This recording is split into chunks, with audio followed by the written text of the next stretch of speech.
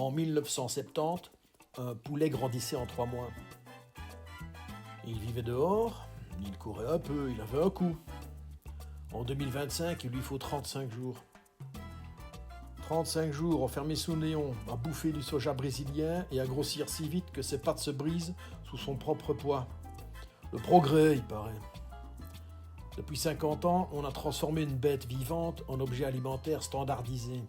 Fini le poulet du dimanche, place au filet sous vide, gonflé à l'eau, vendu au kilo comme des clous chez Castorama.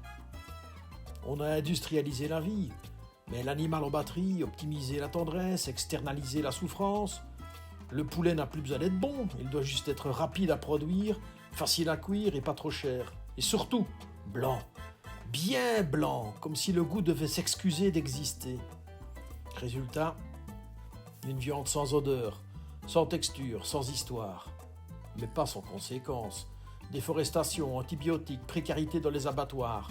Tout ça pour pouvoir aligner 3 escalopes flasques sur un lit de riz blanc devant un épisode de télé-réalité.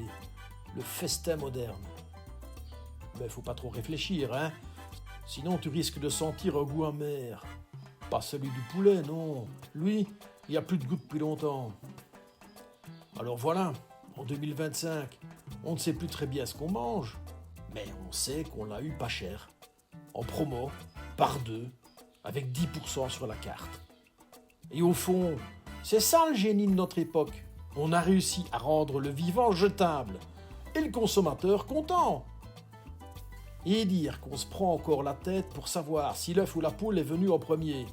Alors que la vraie question c'est, mais qui a eu l'idée de mettre du poulet dans les sushis ?